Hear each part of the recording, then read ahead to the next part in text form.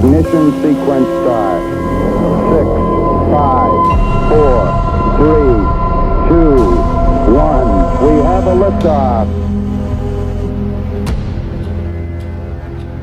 What's up, Doom Nation, and welcome back. You are listening to another episode of the Two Doom Men podcast. As always, it's your host, Skaggs, and the Captain. And what's up, buddy? How you doing today? I'm good. We are back off of our live recording with James and Alan from We basically did a little tour last week. Yeah, we did kind of, and we were also with the Unfit Statesman. So make sure you go and check those out. I don't know if Zach, the Unfit Statesman, put that episode out, but you can go to Freedom Fridays, Alan Jacoby, 1776, The Great Divide, or We the People Radio. Follow all those guys. Members of the Patriot Podcast Network. Man, we did like 3 hours with them on Friday night. And I'm sure you could just gradually see me decline too as the 3 hours went on. Yeah, we had quite a few drinks and quite a few smokes with the boys on Freedom Friday. And funny enough, no, I don't think so, because sitting next to you that entire time, and Doom Nation who is watching, sorry about my background. If I close the windows, I will be engulfed in flames. It's too hot here right now, so the wind's blowing my green screen around. But yeah, sitting next to you, you seemed pretty well and like put together all the way up until the end, like up until the point like you took your headphones off and stood up, and it was like bricks came from the ceiling and hit you in the face. Yeah, you completely went like numb as shit and just dumbed down to your basic core being. Yeah, I gave it my all for 3 hours on Freedom Friday, and then Jim Leahy's Kirkland Signature 12 whiskey really kicked my ass after that, which you should go check out our Doomed review. Yes, we did a lot last week. Jesus. And we have the bonus episode with me and Garrett, Captain Samurai. Got to squeeze in on one of those coming up soon. Yes, you do. Yes, you do. China. So we got a couple of interesting topics tonight. One of them is going to be a beef between Matt Walsh and Dylan Mulvaney, and kind of what came out of it, and a certain perspective Matt Walsh has, I think, is interesting. And then after that, we're going to talk about Biden's trip to Ukraine. Not so much about everything, because you and Garrett kind of covered that, but I wanted to concentrate on the air raid siren thing that occurred when he got there, and really how it's just propaganda. And I kind of want to like show everyone how war propaganda works specifically. So those are the two main topics. We got tweets of the week also we will get into. I got a couple really good ones. You got tweets of the week. I think I'm gonna have to take your recommendation of destroying the Two Doom Men podcast Twitter account and starting it from scratch, because it is nauseating, the stuff I say. We'll just leave it. We just post the stuff for the show on there, and you just make your own. Make the Captain or something. Make it anonymous in some regard, but make it like the Captain's Twitter account. Yeah, I guess so, because it's deranged on there, that account, man. Yeah, it's just, and it's funny too, because everybody that like I shit post on, you keep sending me posts about how they're just frauds and paid chills and paid grifters. They're triggering, which I mean we already knew, but it's also part of their game, right? Like they know these inauthentic comments and posts they make are going to trigger people who do have authentic feelings and want to make points on Twitter. So it's like a negative feedback loop in a sense. You could get what's up, Doom?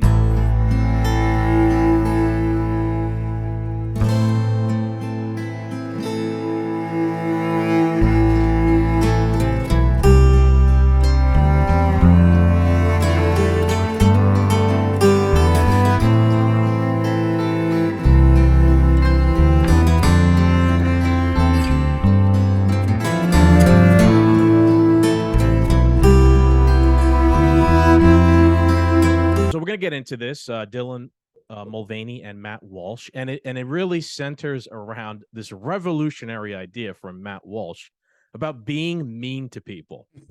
And this is what we're going to get into, but we're going to first lay out the whole thing. We're going to watch about 3 clips, and we'll comment and we'll give our takes on what we think about it. I think there's some value in this whole scenario, shenanigans, whatever it is. But first, this was wild. You gave me no context into watching any of this. Yeah, Captain. Yeah. And at first I didn't I did. What's his name? Dylan Mulvaney, Yeah. right? So I have a That little name. context That too. name sounded familiar, but I never had a face to it. Mhm. So like when I originally watched it, I'm like, oh, it's some woman. And then I'm watching more closely, and I'm like, oh, wait a minute. And then just shit hits the fan from there on out.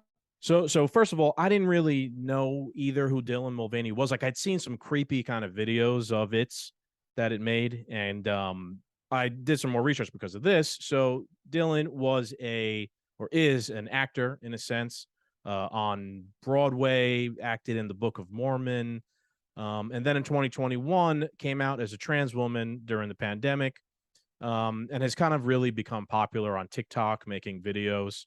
Um, if people, first of all, I want to start here by saying if people are going to say that this is like, what I don't like to do is like swinging down at people. Like normally we swing up at the government on this show, Yeah. right? But I want to point out while looking up Dylan Mulvaney, met with President Biden in October. This is where I heard the name before. Yeah, right. Met with President. She was Biden. part of the. She was part of like that whole TikTok Twitter crew Yes. that went to the White House, right? Sure. That's where I knew the name from. So met with Biden, became a trans activist, got involved in politics. Well, sorry, I'm not punching down anymore. You chose to get into the into the war zone. Welcome to my hood. Welcome to the Thunderdome, as James would say. So this, in a sense, I guess, drama. If you're not familiar with who Matt Walsh is, he is a conservative commentator on the Daily Wire. He is a very much so traditional Catholic, a very firm believer in like the traditional Catholic belief systems. So let's start here. Let's start with the video that triggers Matt Walsh, and it's a video posted on TikTok by Dylan Mulvaney. Cap, can you see this? Yes. All right. It's day 335 of being a girl, and I wanted to go on record to say that this might be the hottest I've ever looked and will ever look in my lifetime. And I'm making this video so that in thousands of years, there will be evidence. Is it the dress? It could be the dress. Is it the makeup? Or is it the hair? Because I think it's the extensions. And when I have extensions in, I don't know my name. I don't know where I live. I just know that I love these. And I know that I look like I could steal a husband, but I want to promise you, look me in the eyes. I want to promise you that I would never do that to you. Okay, I am a girl's girl. And I love ya. Woo! But seriously, this is good, right? Okay. Love you. Okay. All right. Do you want to give any comments, or do we want to let Matt Walsh do that part first? I mean, from my standpoint, we're going to get into this transgender debate because what Matt Walsh says is fucking wild, but I don't disagree with him. But I'm not poo-pooing on this trans woman thinking she looks good or not. You know what I mean? Like, I'm not, that's not, you know what I mean? Like, I'm not worried about that. I do agree with what Matt does tend to say, though. Okay. You get what I'm saying? Like, I'm not. Well, let's let him say it. Here. Sure. Well, let's let him say it. But I just want to make a point before that. We'll get into that after this. That I mean, like this social media behavior is just like that. Didn't even have to be Dylan Mulvaney. That could have been any random woman that's just behaving like that on social media. It's bizarre. It doesn't seem healthy. I'd like to see in 50 years when there's like a study done on the effects of social media, like what it did to people. Well, that's before this, the trans stuff that we're going to talk about here. That also too. There's not going to be evidence of her in 1,000 years. Yeah, there won't be evidence of us either in 1,000 years. So it's not a high you will bar to be set, forgotten. And secondly, when she has her extensions in, she doesn't know who she is or where she lives or any. Yeah, no, you don't even know what sex you are. So it makes sense that it's that easy to. Maybe I'll call it a he and you call it a she in this episode. So we're fair, we're balanced. This is where we can't get it That's wrong. where we meet in the middle too. It's now whatever. It's trans, so it's a he and a she. So let's go on now to Matt Walsh again, Catholic traditional. His take on his show about this. Let's let him play this. Dylan, if that is the most attractive you will ever look, then I don't even want to imagine what you'll look like when you're at your ugliest.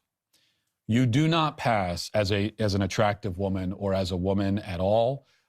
even with 50 pounds of makeup and plastic surgery and clever lighting tricks, even then you still cannot escape what you really are and what you will always be. You have successfully shed whatever parts of you were masculine, perhaps, at least on the surface. Nobody would ever describe you as masculine or manly, so you've got that going. But your femininity quotient has not increased at a rate commensurate with the loss of your masculinity. You may not be masculine, but you also aren't feminine. Instead, you are weird and artificial. You are manufactured and lifeless. You are unearthly and eerie. You are like some kind of human deep fake. That's what you are. You are a man deprived of all the best qualities of men, but without any of the best qualities of women. Even your personality is contrived. Everything about you is fake. Nothing about you rings true. Nobody buys the act. You'll never be accepted as a woman by anyone, never by anyone. Even the people who pretend to accept you as a woman are only pretending because they're afraid of being lectured if they don't, or because they want to use you as a platform to virtue signal. But everyone who looks at you will see something pitiable and bizarre, something utterly unfeminine in every way. You will never be able to actually have the identity that you're trying to appropriate, nor will you ever be able to fully escape the identity that you're fleeing. The best you can hope for is some kind of limbo, the worst of all worlds. And yet, even in that limbo state, you will still be a man. Just not one that any of us can respect or take seriously. But other than that, champ, you're doing great. Maybe it's just because I could be mean, but I'm not like that mean of a person. Where I'm like, wow, that was scorched earth. Yeah. But what he's saying is true. And when you whittle it down, you got rid of the best parts that make you a man, and you don't actually have the best parts of what makes a woman a woman. Even the people who pretend you're a woman, still, it's only on the surface because they're afraid of being lectured. And I would like to go out on a limb, and I was thinking of this yesterday when I watched these videos, that I'm just going to give small, bold numbers because I don't know the actual percentage. And if anybody does, please leave a comment and let us know. I'd like to go out on a limb and say the percentage of society that would call you homophobic and try and cancel you for not accepting Dylan as a woman is a larger number than the actual percentage of citizens that are trans. Do you get what I'm saying? I feel like there might be more people out there on the internet looking to cancel you for being transphobic than there are actually transgendered people. Yeah, I'd say probably. Although the number is growing astronomically of how many trans people there that's are. That's because there's this huge propagated push for it. Sure. At the moment, I'd say you're correct, probably. Yeah. So that's where this war comes in, because you say something like that, he's 100% right. Super mean about it, scorched earth. But people are going to come to him and say, oh, you're canceled because you're transphobic. Is he, though? You know what I'm saying? Like, you're only trying to cancel him because he's an inconvenience. You're only trying to cancel him to virtue signal for this wild ideology that you're being forced to accept. Sure. I agree with you. It's interesting. And there's another video here, which is going to get into the meat and potatoes of this whole thing about being mean. Normally, we even said this on Freedom Friday the other day, when it comes to stuff like this, me and you, we're kind of still libs, right? Yeah. Like, we don't really care if you're an adult, whatever it is, like different strokes for different folks, right? Like, I don't really care what you do in the privacy of your own home and things like that, like whatever, but I agree with what Matt Walsh is saying. It's like, yeah, in a sense, like, no, you don't look like, from what Dylan Mulvaney is saying, like, that he looks like a woman, feels like a woman. I'm going to steal your man. No, you just don't. Like, it's not reality. I'm sorry. Yeah. It goes into like denial of objective reality, like we've talked about on this show before.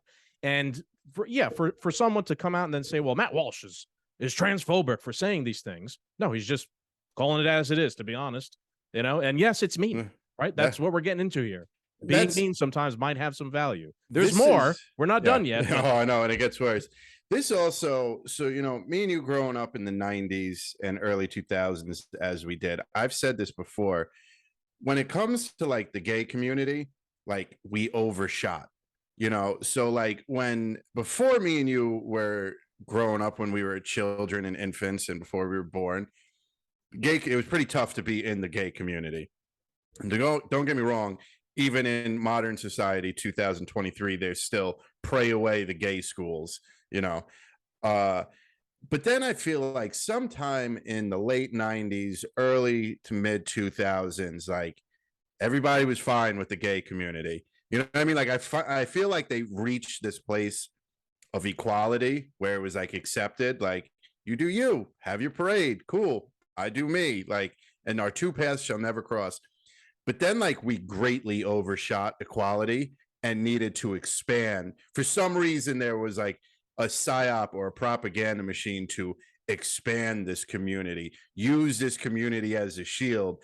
And this is the result of it. And this is why you kind of have to be mean to it, because we gave you equality. And now that you want to force these ways upon us, we have to be mean about it. Because as you're saying, me and you don't care if my next door neighbor or your next door neighbor transition tomorrow. Congratulations, good for you. But you come over here and talk to your daughter or any of our friends' kids and start saying you're a girl, you're a boy, now we got a fucking problem. Right. Now it's on my side of the fence. That's what part 2 with Matt Walsh is going to get into here. Yep. I also think, just to comment on what you just said, is spot on.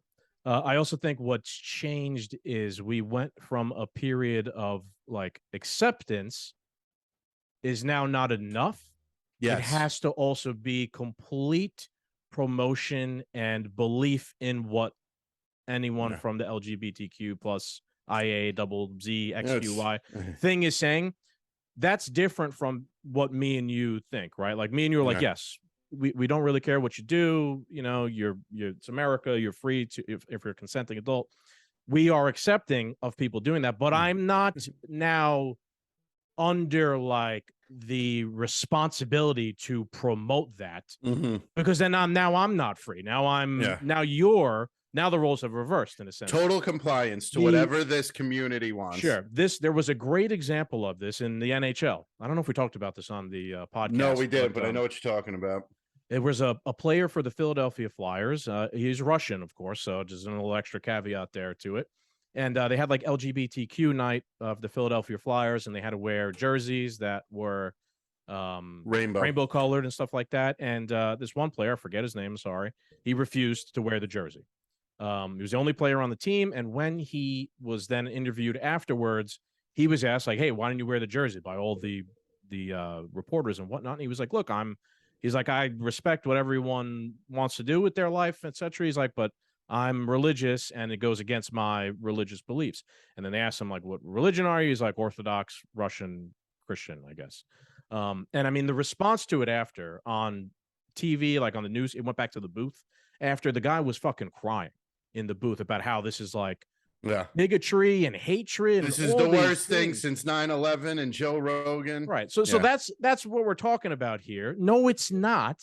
He said, I'm respect what everyone else wants to do. It's just not my I don't need to I don't believe in it. Yeah. I don't need to participate in it. I don't need to promote it. And he's made out to seem like the devil. That's now what people used to do to gay people, which is not accept them, is now what's being happening to anybody who doesn't promote the LGBTQIA plus whatever, everything.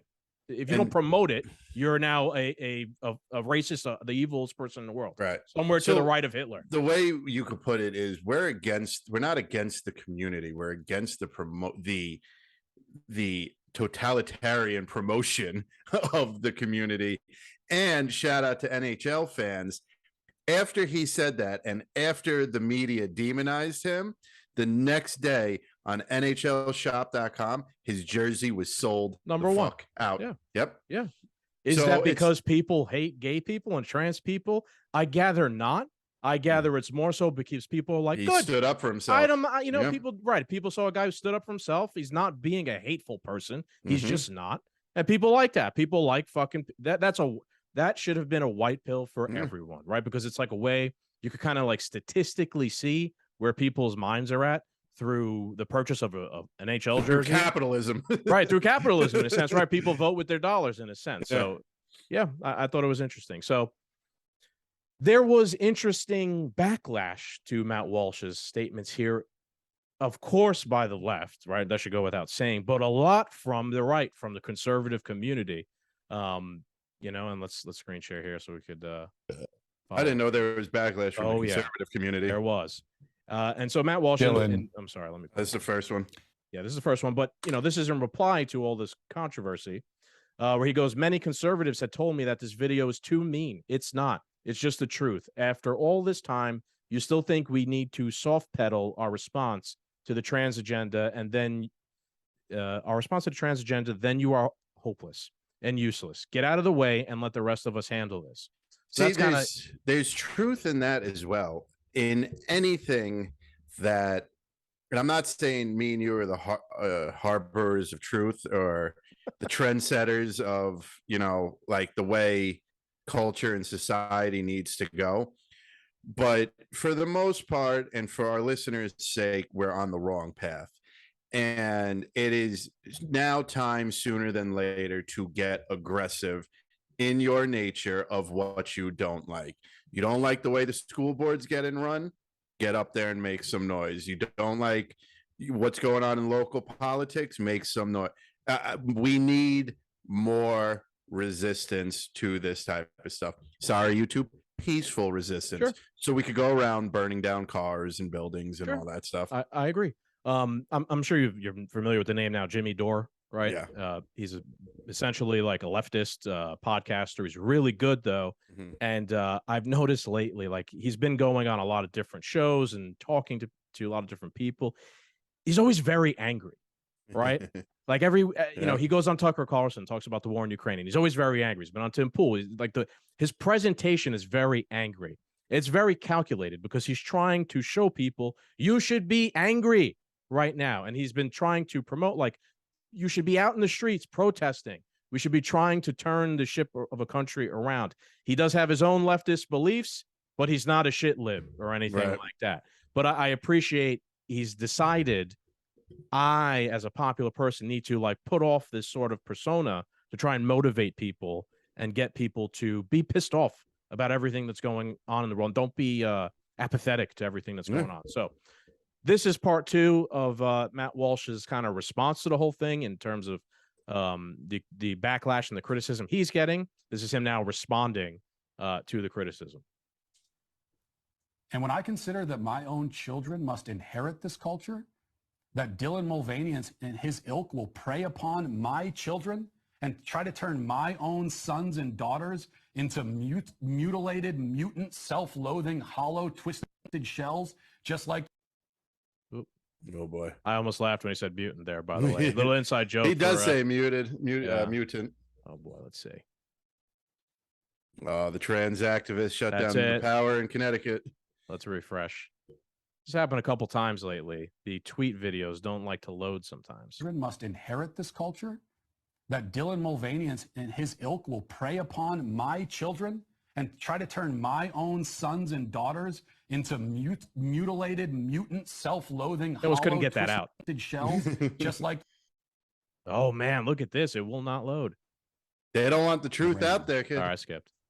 And I know that I will do whatever is necessary, and I will speak whatever truths are necessary to protect my kids from this hellish, God-forsaken madness. Now, I have personally heard from many parents, more than I can count, who tell me versions of the same horror story. A beautiful and innocent kid, one day, seemingly out of nowhere, gets sucked into the gender cult and is devoured by it. The child they held as a baby and raised and gave their lives to and loved and still love becomes suddenly unrecognizable. All of their innocence and light and beauty just drained out of them, replaced by this self-cannibalizing madness.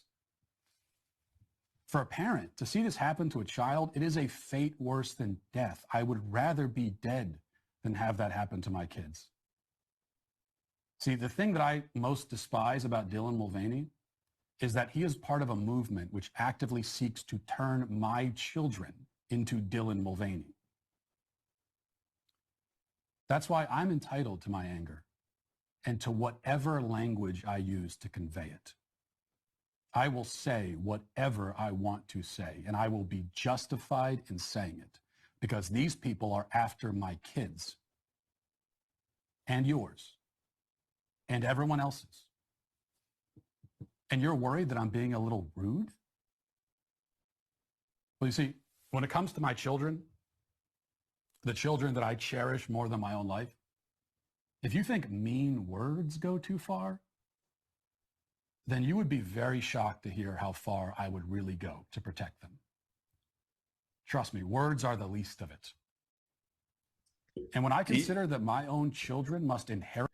Do you have any points, or because I have a pretty good rant for all this? Yeah, I mean, you could rant. I will say the last point does really resonate with me, especially very hard, being that I'm a dad It makes now. sense, yeah. You know, we could kind of break down what he said, but go ahead. You have a rant, so you go first. So first and foremost, what he's saying is so true. And for you, you're a parent. I'm not a parent, so I love your daughter and I don't want anything to happen to her. But like at the end of the day, like you're her father. You're the one that's supposed to, take care. And I have no right to say what you should do as a parent. And the people who are going to argue this are the same people who imaginarily think that the state has control over what your children do. These are people that shouldn't be parents, truthfully. And to think like that he is being rude, and that's a direct threat at what he's essentially saying is, if you think mean words is too much, I will rip you to literal shreds and murder you for my children, is what he's trying to say. But that's also like a natural parental instinct. Yes. We're not going to, again, we're not going to sit here and deny objective reality like most people do. That right. is But if truth. you're one of these parents whose 3-year-old daughter picked up a toy truck and now you're feeding them hormone pills because they must be a boy, I don't think that person's fighting to the death for their children. I don't think that person is going to show up with a sword, full caveman mode, and chop the opposer to pieces with it. I really don't. I disagree. I think that person thinks that is exactly what they are doing for their child in the moment. Like, I have to do this for my child because if I don't, they're going to live the rest of their life in the wrong body and they'll have body dysmorphia and this and that and whatever. Okay, fair enough. So I think both sides are, to a sense, we're all humans. Doesn't matter what you think of. There's no such thing as we're all men and women, not a human, right? Like, what I think has occurred is those parents have been psyoped into this whole thing. I mean, come on. Everyone knows kids go through phases when they're little, when they're small. There are girls who become tomboys and there are boys who play with dolls sometimes, right? I wanted to be a ninja, bro. Yeah, right. I wanted to be an astronaut. You know what I mean? Here we are. My ass firmly fucking planted on the earth. Planet Earth, yeah. What's happened is adults have started to, kids cannot consent, right? So a kid might say, hey, I think I'm a boy, or I think I'm a girl, whatever, like a 6, 7, 12, 13-year-old, whatever. But they can't consent. They don't know what the fuck they're talking about. Their brain's not fully functioning. But parents can, adults can. But I think some parents have essentially been turned into children, right? By all of the propaganda, all of this stuff going on. Now, Dylan Mulvaney himself, I'm not going to sit here and accuse Dylan Mulvaney of trying to turn kids into transgenders or something like that. I don't know what exactly Dylan Mulvaney's end goal is. I think perhaps, like, Matt Walsh has some righteous anger, definitely. But Dylan Mulvaney, I don't know if is perhaps the right person to target it at. I mean, maybe. Dylan Mulvaney could kind of be the propaganda aspect of it, but guilty by association, and Matt Walsh has his target set on him. There could be something. There could be something to it of that. I think the real villain in this whole story are the doctors, the scientists, the pharmaceutical, the media, the propaganda machine. Specifically though, the people who are doing this stuff, like there's what's happening is I'm sure you've seen like the percentage, the population of children who are identifying a different way or whatever is exploding in certain areas of the country.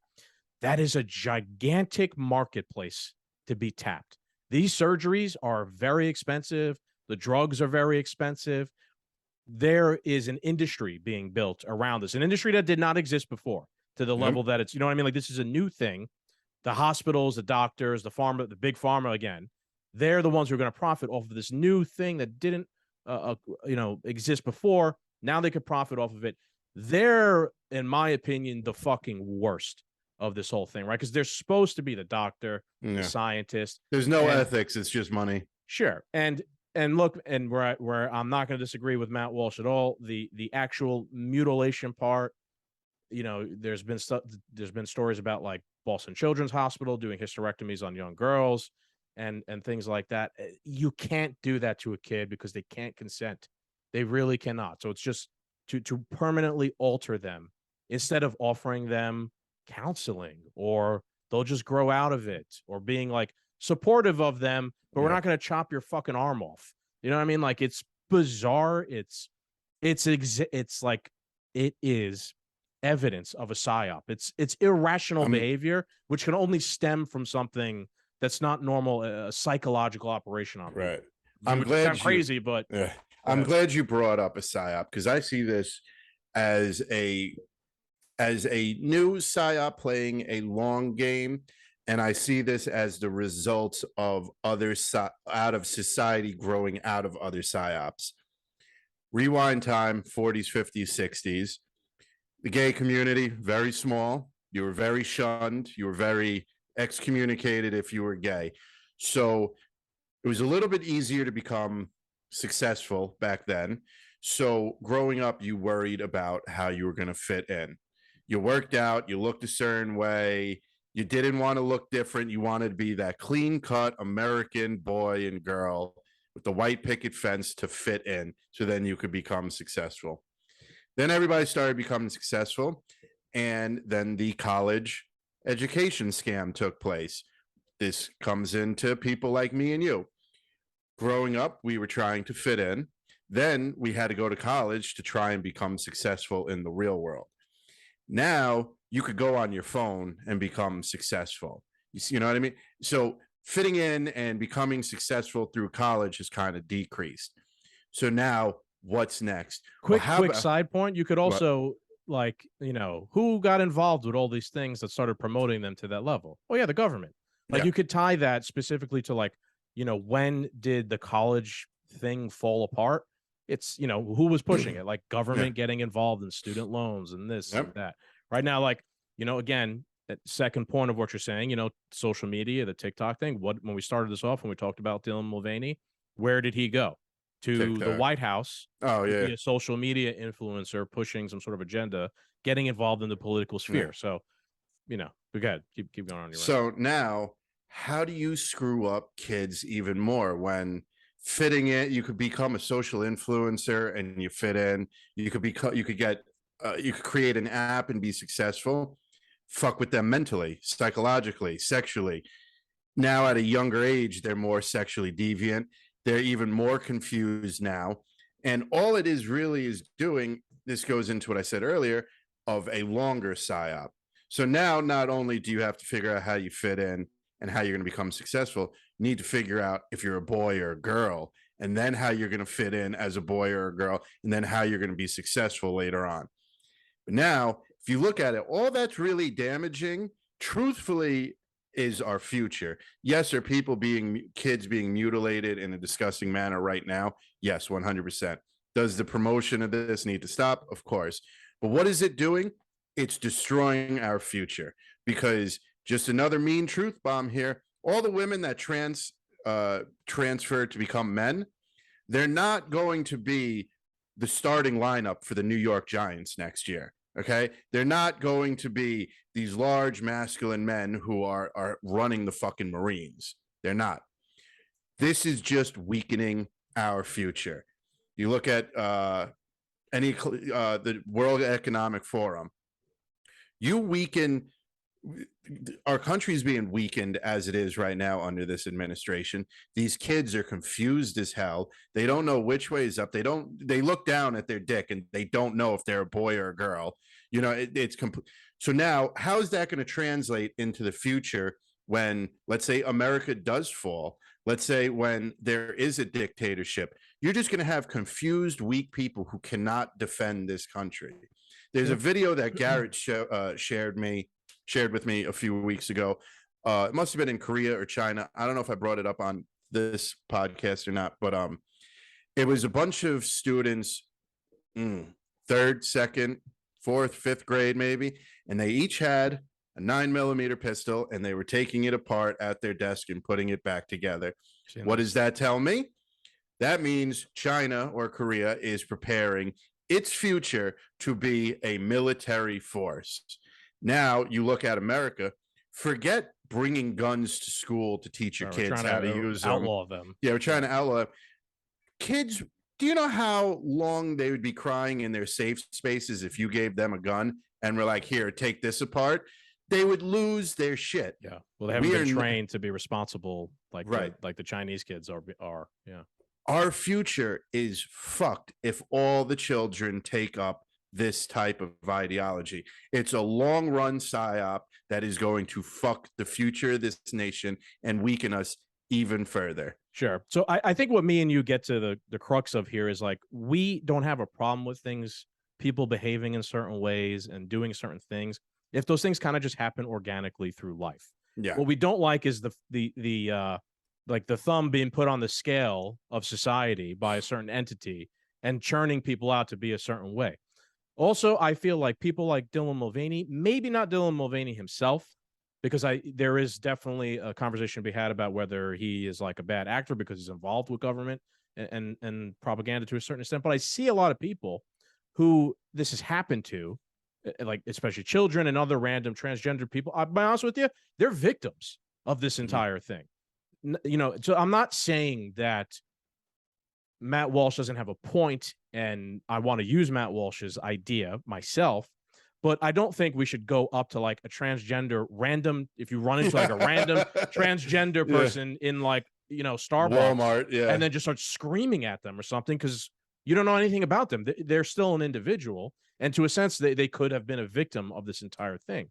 But that changes on the internet where the psyop is occurring, in my opinion. And look, I'm not going to go after Dylan Mulvaney. I got a different idea, which I'm going to get to next.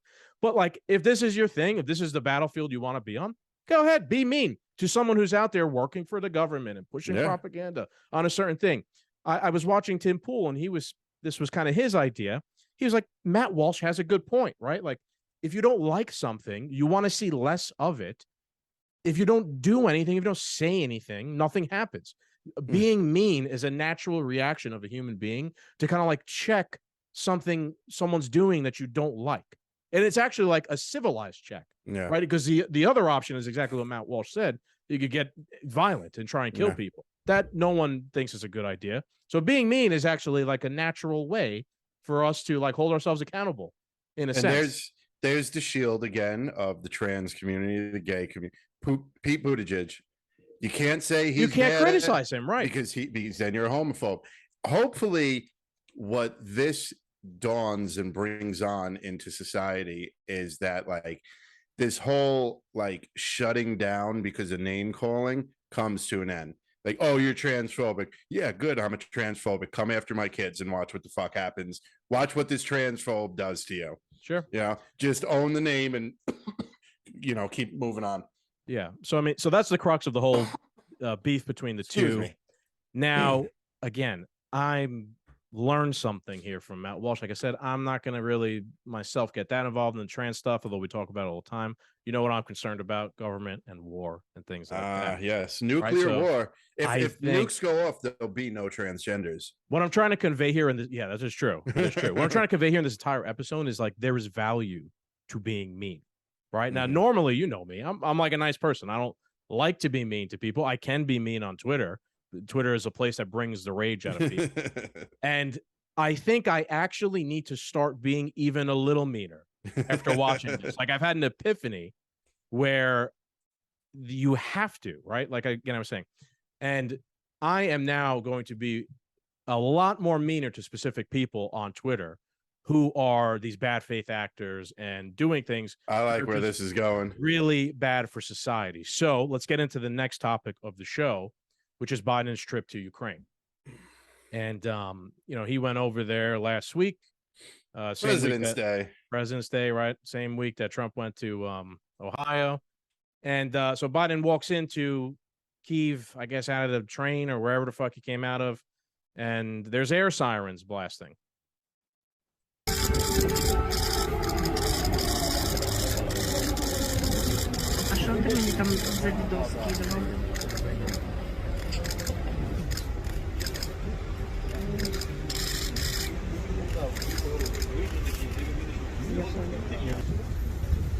Stunning and brave. So my first comment, and then I'll let you get in on it, is every single Secret Service agent that was there with President Biden needs to immediately resign and be court-martialed, because there are no troops on the ground there's no American troops to protect our president on the ground in Ukraine. If there were air sirens going off, and there were, you heard them, the Secret Service first order of business would have been to shelter Joe Biden and get him out of there and relocate him to a safe place. So if these were real air sirens, there's no choice for Joe Biden to be brave and courageous, right, as Project Mockingbird email gave every single media correspondent the news we're gonna play. Sure. Yes. Yeah. There's no, the Biden can't tell the Secret Service, no, let the bombs drop. I'm going to be brave and courageous. They're going to grab his 80-year-old diaper-filled ass and usher him into some armored vehicle and drive him into a bunker. They did not do that. So if there were real air sirens, I want court-martials. Fair enough. I agree. Now, some more context for perhaps people who are not familiar with how war works or how the war in Ukraine is working. The Russians have bombed Kyiv multiple times. An air raid siren goes off when a bombing is occurring, or they have an idea that an attack might be coming. It's simple. But a siren goes off, tells everybody to take, duck and take cover, right? Because they're going to get blown up possibly. So this makes Biden look super brave and heroic, right? He's gone into a country, into an active war zone. The president of the United States, he's gone into a war zone. And as soon as he shows up, the place is under attack. There's air sirens, right? Wow, this is crazy. Cue the corporate press and their response to this entire thing. Joe Biden has put solidarity ahead of his own personal safety. Air raid sirens and no real guarantee of security. As air raid sirens blared. This was incredibly dramatic, Andrea. It was historic as well. Historic, timely, and brave. The first American president to go to a war zone with no U.S. military presence for security on the ground. American presidents have made dramatic trips before, Nixon to China, Kennedy, Reagan to the Berlin Wall, and presidents have visited U.S. troops in war zones, but never like this. To find a day of this kind of presidential bravery in a war zone, you've got to go all the way back to 1864. With Biden's trip to Europe, he is welcomed as not only frankly the savior of Ukraine, but also the savior of Europe as a whole. It's historic. It's the first time that a U.S. president has gone into an active war zone that the U.S. military does not have control over. And against all odds, it was successful. The continuing threat quite literally sounding all around the two leaders. The skies here are not safe, and in fact, an air raid siren went off while President Biden was here. Seeing the American president there, walking the streets of Kyiv while air raid sirens literally sounded in that moment about possible incoming fire from Russia. The wail of an air raid siren. Air raid sirens wailing in the background. Seemingly undeterred by an air raid siren. Undeterred by the sound of air sirens. President Biden's ability with his aviators on to walk through in broad daylight in Kyiv. The swagger of this trip. Not just the execution, the secrecy, but the swagger of it on display on the streets of Kyiv.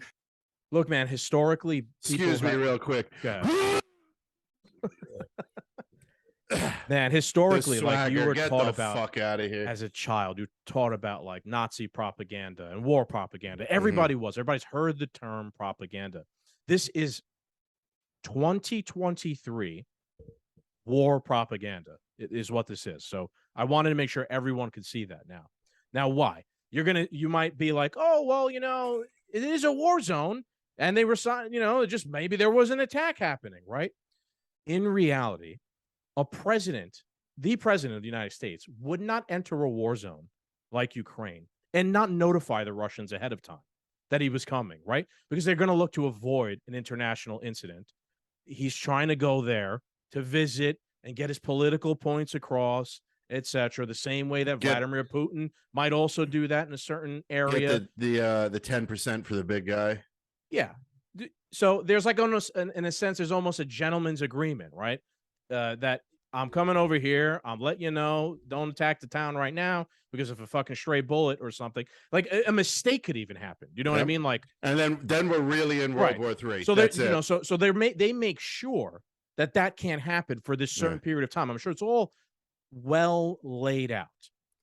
Now, but it's sold to you as the bravest guy in the world. He's entered a war zone. No one's ever done this before. I mean, let's pick the low-hanging fruit for one moment. Donald Trump did step over the border into North Korea with Kim Jong-un. And I would like to go back. I wish we could get a clip of probably everybody in the media saying like, oh, he's a Korean asset. Korean asset. And that was all pre-planned. I'm sure Trump's people spoke with Kim Jong-un's people and said, look, for the cameras for you, because Kim Jong-un, I think, came over also to the other side. And for me, I'm going to go over there. And I guarantee you they ensured other's safety. Like, an agreement. There was not going to be like either side was going to kidnap the other or some shit like that. It was an agreement, right? So this is all pre-planned for propaganda. Trump did this. That's what it was for Kim Jong-un and for Trump, just like it is here.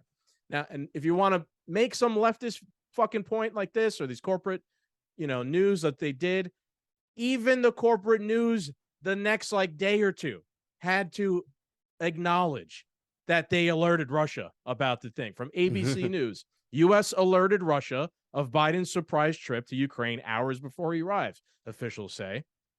Following President's surprise visit, senior members of administration detailed the security discussions that led up to the decision to go on the trip, blah, blah, blah, blah, blah.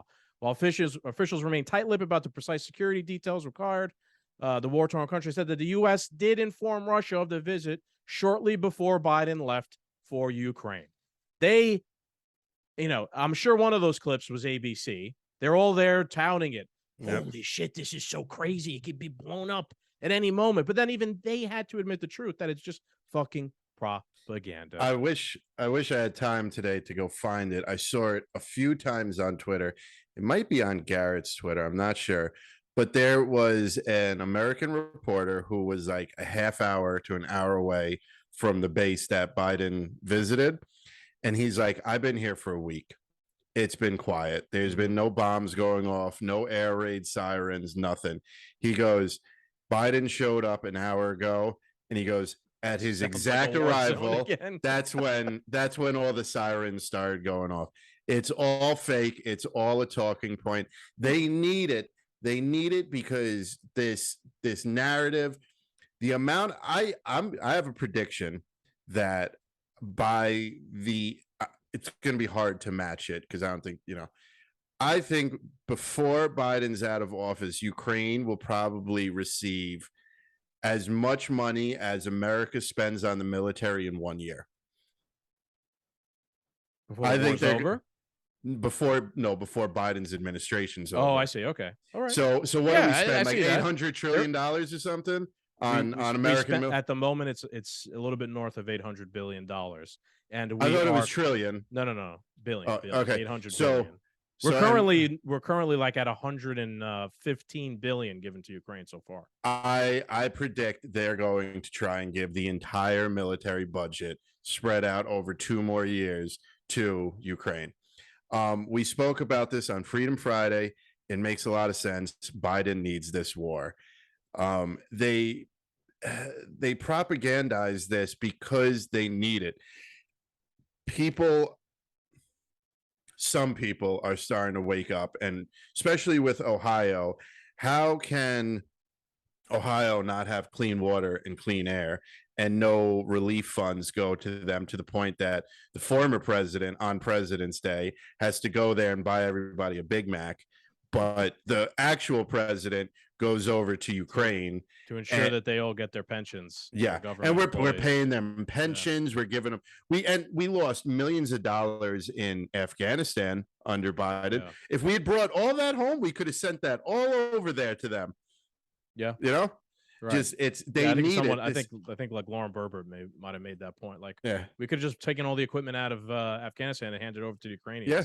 Instead, it's And- always just spend and lose, spend and lose. It's just this agenda, this narrative, once again, is falling apart. It's a failed narrative, and they're pushing it wherever they can, and only the simplest of the simps are buying it. So to tie it all together, the whole episode together, let's bring back in Matt Walsh's idea of be mean to Should have people. brought Delaney over with him to. You should have, yeah. to No, Ukraine. they would have hung him. But Yeah, they don't fuck with yeah. that over there. The Azov Battalion. Are you kidding me? So again, let's tie it all That would have together. been a good red pill. That would have. The idea of being mean. If there's a scenario where we should be mean to people, this is it. We should be fucking mean to the corporate press, to their journalists on Twitter when they echo these talking points on Twitter. You should be mean to them. Why? Because what are they doing here? They're selling you war propaganda. What's the goal of that? To further a war. Yep. To get people in America invested in the war. It could end up being World War III. It could make remember what Scott Horton said? Like, they need the conservatives in order to fight the war. They wouldn't. I know we say a lot propaganda doesn't work, but they wouldn't be doing it if it didn't work or if it wasn't necessary. And war leads to actual death and people dying. They're not over here being like, we should try to make peace and do propaganda in that regard. It's all negative. It's all violence. It's all death. Even worse, it's on the largest possible scale. We're playing fucking footsies with Vladimir Putin. That could lead to nuclear war, the end of the world, apocalypse, right? But I'll take Matt Walsh, but I got to be nice to these people, right? I got to be nice to these people. No, you should have righteous anger and point it at them, right? And show them that, no, we're not fucking around with this. Like, we're not entertaining this. We're not accepting your bullshit propaganda. You should be angry in this regard, right? Because that anger might possibly lead to avoiding World War III, or something like that, or people dying. They did the same shit in fucking Yemen, right? Wars of genocide. Like, they propagandize people. Iraq, 500,000 fucking people dead. Everyone's familiar now with the weapons of mass destruction thing and how that was all propaganda. And shit. I need to be nice to these people. They got 500,000 people fucking killed. It's even the same motherfuckers. The government, it's all the same people from Iraq. Biden, he was around back then. Pelosi, she was around back then. Clinton, she's always commenting on things. The only person who wasn't around back then was Trump, So, it's funny you bring up be the mean Middle to them. Yeah. Fuck them. It's funny you bring up the Middle East and being mean. For Doom Nation that doesn't know, I'm an avid golfer, and on Netflix there's a new documentary called Full Swing. And they started this documentary right as Live Golf Tour tournament started. Live is basically, so there's the PGA, which is basically, I would say it's an establishment in the golf community. Now Saudi Arabia started their own league, and there's some shady characters at the top of it. There's a couple of journalists that have died. There's guilty people over there. Don't get me wrong. But so we live in this time where you have to be accepting of everyone. The trans community. If you said battalion, if you said COVID-19 came from China, you're a xenophobe. Like, literally, the Wuhan. If you were to say the China virus was from China, you're a racist. But here we are, the good old boys from the PGA, completely an onslaught against Saudi Arabia. They're whitewashing the sport to fix their own agenda and clean up. They said Saudi Arabia has a sporting industrial complex to negate their past of terrorism and stuff like this. You're just mad that they're going to hurt your fucking pocket. I mean, right away, they are anti-Saudi Arabia. And the Middle East is full of terrorists and bad people. Again. Yeah. Right. Again, right? Like they were just right. Again, I mentioned the war in Yemen. That was us funding Saudi Arabia's war against Yemen, which is also probably led to like a couple million people dead. But if you, the same money, people now upset that they got involved in the PGA Tour or whatever. They made a company that will rival the PGA Tour. I mean, dude, there has been in Yemen a cholera outbreak, I think, because of the war and because of like the lack of supplies. I mean, some of the most horrific death you could possibly imagine anyone going through in Yemen, all supported and funded by these very same people in the United States government. But we need to be, we can't be too mean to them, No, we got to be civil. Nice. No, gotta be nice. Treat to them everyone. like human pieces of garbage. The dogs they are. Yeah. They're sociopaths. They don't deserve, as Dave Smith calls them, blood-soaked monsters. That's literally exactly what they are. So I think, again, my moral of the story here I'm trying to convey is I'm taking Matt Walsh's anger against trans people, and I think it's a valuable lesson. We should be more angry. We should be mean to people and just point it at people who really fucking deserve it. Maybe it is Dylan Mulvaney, but it really is people like pushing for war. Even Vladimir Putin, in a sense, your anger should be at him too for this whole thing. But time to be mean, Doom Nation. Yeah, time to be mean. We ain't fucking around. We got to be more mean on Twitter. It was, like I said, it wasn't mean enough. So that's the gist of my story. Any other comments, Cap, before we get to tweets of the week? Let's do some tweets of the week. I'm excited to see what you got. One last point. You mentioned COVID before, and the whole, if it was racist if you said it came from China. Oh, yeah. Well, I'm not going to get into the whole thing, but I think it's the Department of Energy, and this huge news story broke, I think, on the Wall Street Journal about how they're admitting, it looks like it came from a lab in China. How many times back then did they call you a racist, conspiracy theorist, or whatever? Silence you. Now, in retrospect, man, I wasn't fucking mean enough to people who were saying that to me. You know what I'm trying to say? Yeah. We were right. We were right, and now they're admitting it. Right, and through a limited hangout thing, it's another psyop. But back then, we should have been even more mean to them for calling us a racist or whatever, because we were saying that it looks like the fucking thing came from the lab. We were right, so we shouldn't be more mean to prevent these fucking things from happening in the beginning, perhaps. So let's get into tweets of the week. And I had a lot. You've been collecting them for a week and a half. I scaled it down. It was too many. I had like 10. I scaled it down to 4. You have 2, right? So we'll they might be old, but we'll go through it. Yeah, let's see what I got. We'll alternate. I'll go first, then yours. We'll alternate between my 4. So mine is from Kenyatta Thomas. I love abortions. I love people who love abortions. I love people who provide abortions. I love people who provide comfort and support to folks having abortions. I love people who keep community and cultural knowledge about practices about abortion alive. I would have loved if Kenyatta was aborted. She probably would too. She loves them, right? So, abort me. Yeah. Thank God people like this support abortion, because I hope she aborts all of her children. I don't think that is a person that should procreate whatsoever. I agree. And I'm fine. Hashtag be mean. Yeah, and I'm fine with if she wants an abortion at 10 months. I'm fine with it. All right. 10, you know how 11, they had the Me Too movement? We now have the hashtag be mean movement. Yeah. This is our counter to the whole thing. Yeah, I mean, without doubt, like, does it even need to be said here? This is insane. There's, even if you're if you're a pro-choice person, I think you understand the difference between like things happen and you kind of like need to get one, and then I love abortions. You're great. You get an abortion. Everyone gets one. The Oprah of abortions. It kind of goes back into what we were saying before. There's a difference between like acceptance and promotion of a thing. Yeah. So there should not be a pro-abortion group. It should be a pro-choice group and a pro-life group, and then we have that discussion. Yeah. But there is a pro-abortion group, people who like getting abortions, which is just an insane fucking concept. All right, this might be an old one that we already did. So let's see. Yeah, it definitely is. All right. Let's see. Hold on. Yeah, it is an old one. All right. Yeah. Let's see. What do you got here? They're both probably old. All right. Sorry, Doom Nation. Oh yeah, this is the transphobic for was this last?